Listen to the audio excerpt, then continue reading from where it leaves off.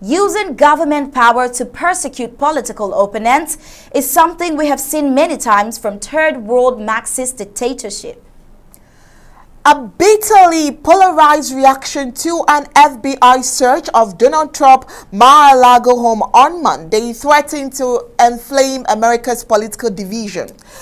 Well, let's watch Gab Ellison's report on this.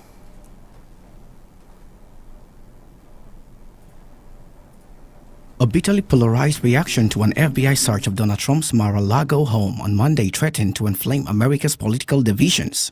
Republicans responded furiously to the development and following Trump's lead in claiming that the search showed the Justice Department waging a politically motivated witch hunt. Their florid rhetoric will do little to assuage fears that a prosecution of Trump could lead to social unrest and even political violence. The Republican response on Monday drew from a familiar playbook. Trump has long maintained that the Russia investigation, for example, was a hoax and part of a deep state conspiracy against him. Scrutiny of his removal of presidential records or his role in the January 6 insurrection is likely to produce a similar backlash. Republicans dust off familiar playbook to weaponize Mar-a-Lago FBI search. A bitterly polarized reaction to an FBI search of Donald Trump's Mar-a-Lago home on Monday threatened to inflame America's political division. The former president said agents raided his Florida resort and broke into his safe, a stunning turn of events apparently linked to a Justice Department investigation of his removal of official presidential records. For Democrats and other Trump critics, it was a long overdue step towards justice and proved that no one, even a former president, is legally untouchable. Congressman Eric Swalwell tweeted, "We are witnessing the difference between an honest system and a corrupt one. In 2020, Donald Trump brought us dangerously close to a permanent corrupt America. The rule of law is taking shape and accountability is coming." Ted Lieu, another Democrat in the House of Representatives, posted on Twitter, "No one is above the law." And the Lincoln Project, an anti-Trump group, said in a statement, "Never before has a former president's home been raided in a criminal probe."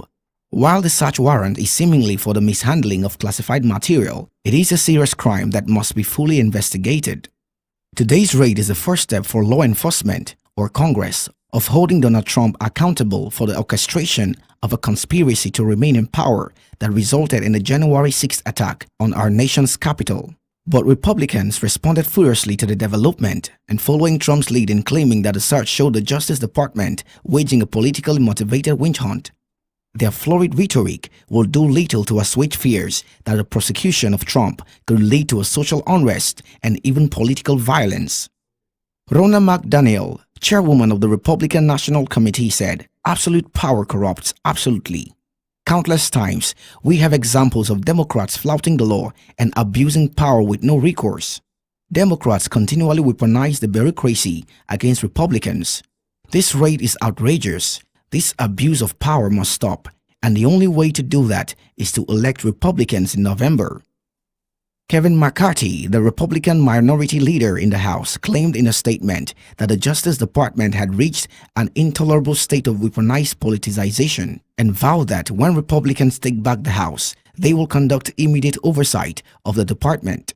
He said ominously, "Attorney General Garland, preserve your documents and clear your calendar."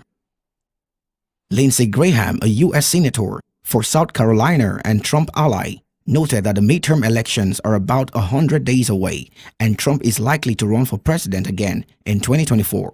Time will tell regarding this most recent investigation. However, launching such an investigation of a former president this close to an election is beyond problematic. Bob Good, a Republican congressman, wrote on Twitter, "The continued weaponization of the federal government against its citizens and political opponents continues under the Biden-Garland march towards a police state." Congressman Ronnie Jackson added, "Tonight, the FBI officially became the enemy of the people." Kristi Noem, the governor of South Dakota, denounced the search as un-American. While Matt Schlapp, chairman of the Conservative Political Action Conference, CPAC, which hosted an event in Dallas, Texas, last week with speakers including Trump and Hungarian Prime Minister Viktor Orban, also joined the condemnation. "The deep state will do anything in its power to slime President Trump," Schlapp said. "Americans need to keep growing the big red wave and save the country from these corrupt fascists."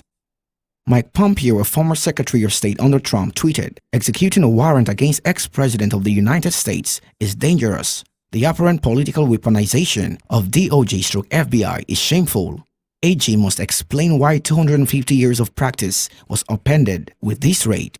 Biden has repeatedly stressed his belief that the Justice Department must work independently of the White House and that he will not interfere in its investigations. Merrick Garland, the Attorney General, insisted last week that no one is above the law. The FBI is directed by Christopher Wray, a Trump appointee. The Republican response on Monday drew from a familiar playbook. Trump has long maintained that a Russia investigation, for example, was a hoax and part of a deep state conspiracy against him. Scrutiny of his removal of presidential records or his role in the January 6 insurrection is likely to produce a similar backlash. Joe Walsh, a Trump critic and former Republican congressman, tweeted, "The Republican Party has abandoned the rule of law. Just listen to them tonight. They are at war with the rule of law."